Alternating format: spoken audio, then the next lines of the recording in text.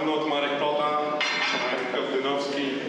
I was asked about 1 hour and 50 minutes ago to step in for Marek, who for emergency reasons couldn't join us on stage today, so I will do my best to substitute for Marek, and I hope I will manage, but if not, then my sincere apologies, but it was really last minute call. Luckily I got some questions prepared, so I will try to do it, but I think it will be super no matter what I say, because we have here creme de la creme of the Polish gambling industry, really strong panel, even bigger than last year, I think, so it will be definitely interesting.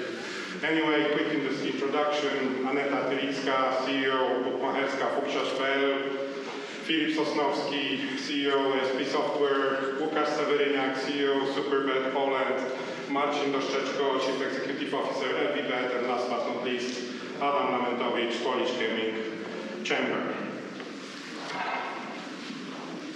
So, Adam, maybe let's start with you as a CEO of one of the industry chambers. You know, the typical start question: Polish gambling industry, Anno Domini 2024, grey markets, the challenges that you face as the industry, if you give some overview on that. Hi everyone. Welcome first of all. Yeah, it's 2024, but I feel like in the late 90s. I think we've been fighting for some changes for nearly over 2 decades.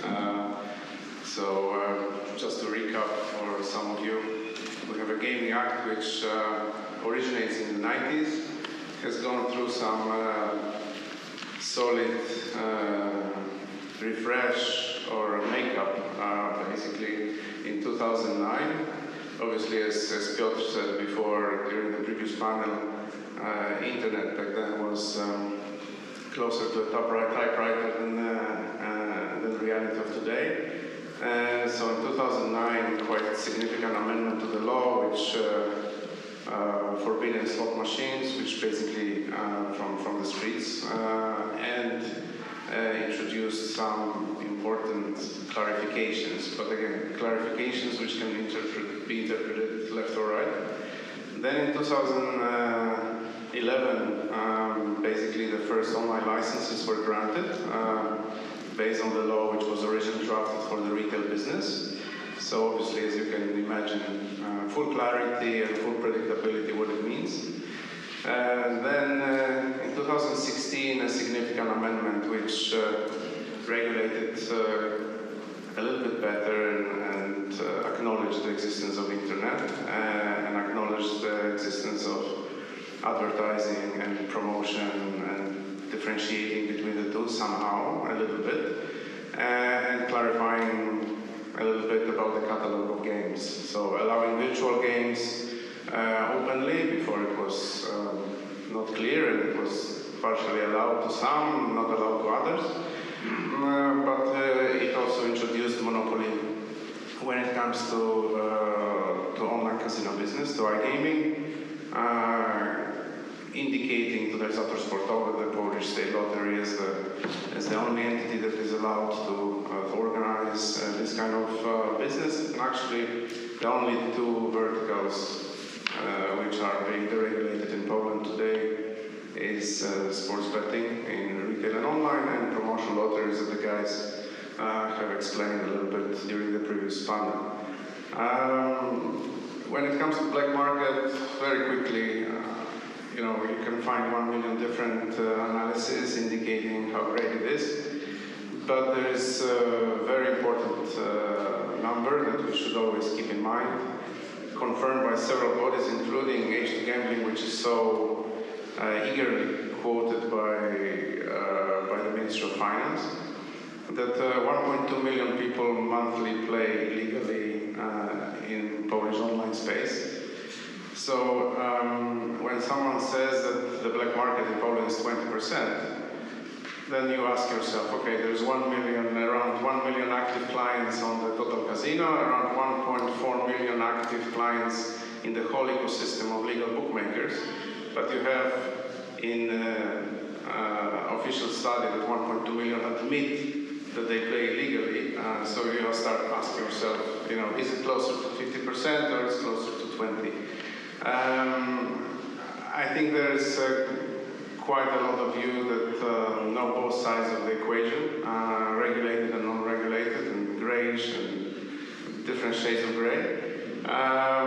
Polish market is one with very big black in online space.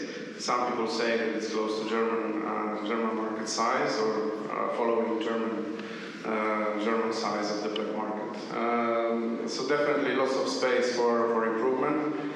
We as a gaming chamber unite over 100 entities today. It's not only gaming operators, but vendors, affiliates, technological partners, and obviously legal houses, trying to maintain a platform for discussion with the regulator. It hasn't been an easy path.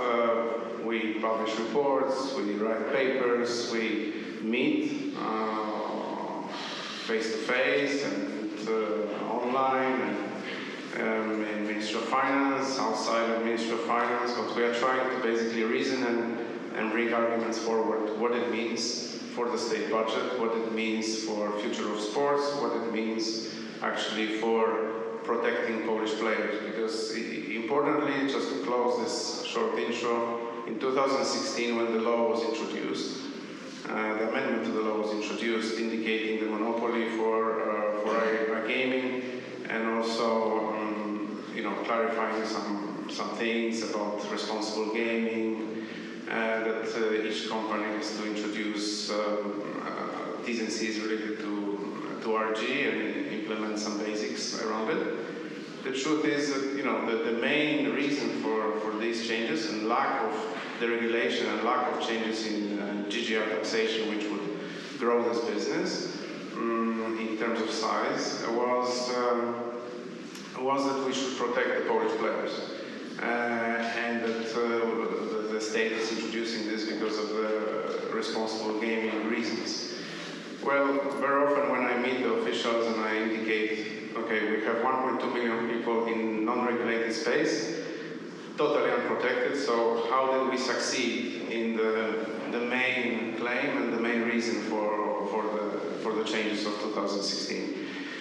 Usually I don't get any answer, but it's a continuous discussion. And yes, there's basically a discussion about the regulation, there's discussion about the implementation of GGR tax, and also what it would mean to the migration of players from black to legal domain, and what it would mean for the state budget, mid-term, long-term, and short-term. So just to give you a little bit of hope, is that prior to the elections of last year, there was already a full understanding in the Ministry of Finance what it would mean mid-term, and there was mainly the reservation what it would mean if we implement GGR tax short-term, to make sure that we don't have a drop in tax revenues immediately after the implementation. There is an understanding that within the 6 to 12 months these revenues will significantly increase. So this was the status prior to elections. After elections, obviously everybody's busy because it's a coalition government, so everybody's busy with themselves, making it a little bit more difficult to create consensus. But there is a big deficit in Polish budget, so hopes high that the state will understand how much revenues are lost. Yeah, that was exactly my next question. What are really the prospects? Because I remember us discussing about switching to GGR tax in Poland for probably as many years as I'm dealing with the gambling issues. And there were already a couple of moments when it seemed we are really last steps and it's almost there, but then it never really materialized. But do you see any other things that could help with regards to black market, grey market, just besides taxation? Of course, a couple of years ago we had the domain and payment blocking introduced in Poland, but quite honestly it doesn't seem to be terribly effective, and it's fairly easy to circumvent. what other initiatives you think could help out mainly with the transfer of players, because I think that's the key thing, because if the players will stop playing illegal gambling, then of course the business will vanish, because of course the business is where there is a need for those services. So we divide these initiatives in those that require the change of game law and those that don't, because there's lots to be done and there's still lots of things that we could do as a regulated part of the business, with obviously the help of the regulator, but also different regulatory bodies, including KNF, the Commission Nadzoru Finansowego, and also which is overseeing the payment flows in Poland. We could also utilize AML regulations more thoroughly to try to protect the legal business. So there's quite a few initiatives, and we team up, discuss also, including State Lottery, in order to have the common approach towards the KNF, towards the payment methods, what it could mean for the regulated business to grow if this theoretical payment and IP blocking introduced in 2016 actually materializes. Because today we have around 50,000 block domains. Obviously, everybody knows that it's pure theory and nonsense. So this catalog can grow every day by another 1,000. Doesn't change anything. When it comes to payment, obviously, masking exists, and all kinds of miscoding exists, and therefore this is also something that can change only if we approach it systematically. And the laws exist, but the laws are as effective as the potential enforcement of the laws. And I think that the main pain of the Polish market is it was somehow visible in the what the guys in the previous panel mentioned, but we are here as legal operators, and therefore we are very easily approached by Customs Office, Komisja Nadzoru Finansowego, WOKIK, which is Competition Council. So if you list the number of bodies that are controlling us, it's hard to make space on the A4 piece of paper. So every day we are busy with that. And in the same time, we have to compete with non-regulated part of the world. And this is also something that we are trying to explain. That other than change of taxation and deregulation or regulation of iGaming, there are other things that can help. And one thing is regulating the advertising space, because obviously if we ban the use of influencers, which Piotr mentioned, and we start having issues as legal operators, obviously the operators which are in the black, they don't care, they cannot be traced, and they even use the same influencers without the influencers knowing that, because they create AI to create fake movies. So we have to take all these activities through the lens that usually they damage the legal part of business, which actually is voluntarily deciding to do it legally and pay taxes locally. And this is where there is a lot of work going on. I call it a little bit, at the foundation, because there's continuously educating, Ministry of Finance, KNF, even Competition Council. So educating what exactly our business is about. And the big pain of Polish market is also that we don't have the specialized regulated body for the dialogue with the operators and to coordinate the implementations of laws. So this also, implementing this body doesn't require change of law. It could be acting next to CAS, it could be acting next to Ministry of Finance, and finally we could channel all these discussions in one place. This is one of the very important requests that we are pushing forward, and this doesn't require any changes rather than proper implementation. Can Marcin, so since we are speaking about the regulator or quasi-regulator, because yes, I agree that the problem we have in Poland, we don't really have a specialized regulator in the full sense of the word. Of course, we have the Department of Games and so on in the Ministry of Finance. So how is the dialogue with the regulator? You know, is it easy for the industry to talk to the regulator? How maybe to improve it? If you could comment on that. Yes, hello. Nice to see so many familiar faces, and I just wanted to quickly comment on Adam's words about this payment blockage and about this, restrictions for the unlicensed operators. Probably everyone who operates in Poland knows how important BLIK is for us. I think that about 70% of the whole transactions are going through BLIK in terms of the deposits. So just like a small exercise for everyone, you can go simply to Google and type in the term of BLIK casinos, and you will quickly find out that there is like a list of 25, 30 different operators basically working on Curaçao license. So we can see that this is really an efficient way of working in Poland. And speaking about the dialogue, well, sometimes I like to be sarcastic, and I don't think that there is a real dialogue in Poland. I would say that this is rather a monologue.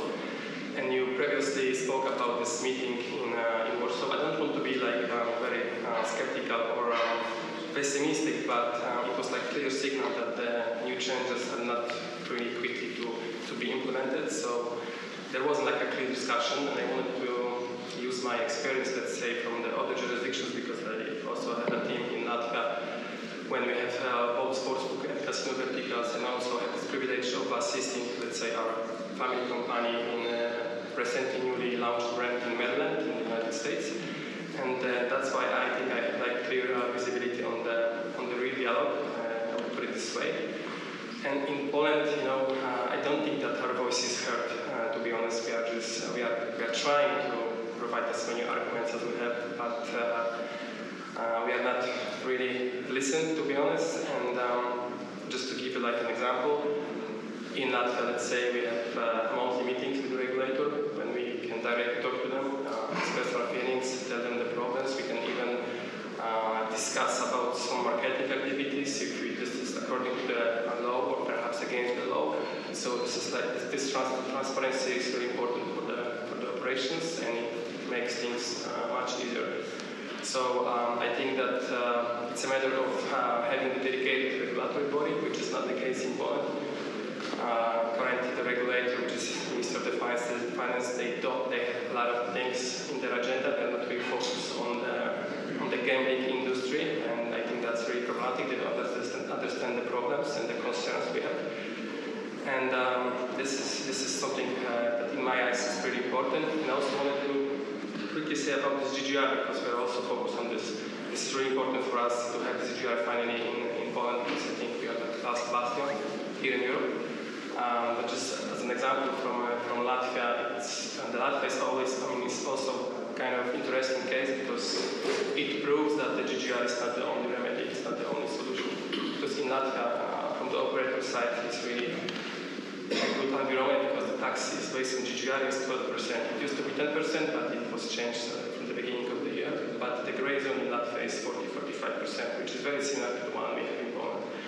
So we could say, okay, it's really great to operate in Latvia. The tax is really low, and it's a perfect environment. But at the same time, the tax regime is it's a burden on customers' shoulders, because the taxation in Latvia works like that, whenever you are requesting withdrawal as the customers, you pay 21% of your withdrawal above the level of 3,000 euros, and then 31% of each withdrawal above 78.1 thousand euros, which is really complicated, and people can calculate. It's easy, it's so simple, and they just prefer to bet and play at offshore licenses. And also there were some things in the past, unfortunately some pretty bad mistakes from the operator. When we are reaching out to the pandemic period, they shut down completely the online operators for more than 2 months, which kind of pushed customers toward gray zone. And they kind of learned that they can play with the gray zone basic operators, and they can avoid taxation, avoid basically they have higher winnings. And I think this is also the proof that we need to be smart in order to implement the changes in the Gaming Act. And there's pretty thin line between wisely regulated market and over-regulated market. And if the market is over-regulated, you simply push the customers toward the gray zone. And we need to understand that that's our target and mission, to have this dialogue with the regulator and to kind of convince them and kind of take the lesson from the other jurisdictions. To give you, to the audience, maybe a bigger picture to this, I remember at the moment I'm a CEO of the B2B company. We are providing the platform. But before that, for almost 20 years, I was operating in B2C industry, in both sportsbook and casino. I remember the first license, I remember the times when there was not a single license in the whole Europe. There was only MJ license in Malta. And actually, the first license I got was signed in the lobby of the hotel in Malta. So that was the times like 15 years ago, there was one single license, and that was the time when operators were able to give entertainment to the players. Nowadays, we have only in Europe 27 countries and 27 different approach to gambling, which, let's be honest, all of us is killing the fun. We are all here, I think, either offering directly gambling or we are like service providers. We all want to create an environment for the players. And we need to push the regulators through the chambers or directly as operators to make the changes. I spoke with the UKGC representative three weeks ago. UKGC, as you may know, is one of the most regulated market, I would say the over-regulated. And he said that there is no tool to block illegal operations. We tried everything. We tried, he said, from UKGC perspective, we tried ISP blocking, payment blocking, we tried criminal prosecutions. Nothing is working. If there is a place for grey markets to be, there will be a grey market. He said one good thing. The only way to move operators from a grey market to regulated market is to create a framework, a legal framework, so that they will themselves want to regulate. That's the only way. We have 18 regulated sportsbook in Poland, one regulated casino. In Brazil, the newly regulated market, there were 113 applications for the license. In Poland, we have 80. I have been working on many international markets, so I have a quite good comparison. And let me say that the Polish market, combining regulated and grey operations, is one of top 5 markets in Europe. It's a fantastic market. Polish people love gambling. They like entertainment, they like spin, they like bets, they appreciate good product, and we are here like we see it. We are all ready for that, and we are eager to give them this entertainment. And we need the dialogue, we need to be able with the operator, with the regulator, and we need to be given opportunity for the further growth, right? So there is a big space for everyone on Polish gambling market. So let's do it together, let's give entertainment to our players. Aneta, if we are speaking about products, and we spoke on the previous panel, that Poland is heavily regulated country, so how those legal restrictions are translating when we talk about limitations on products? Okay, hello everyone. I need a moment to get back to earth because when I heard about these monthly meetings with the regulatory body, it sounds amazing. We don't bribe them. Sorry? We don't bribe them. Okay, I didn't mean that. Yeah. It's just we have a lot of unclarity here in Poland in terms of how to advertise, what functions can we develop, what promotions we can offer. And it would be amazing to be able to discuss these first. So a good example is for example, the cash out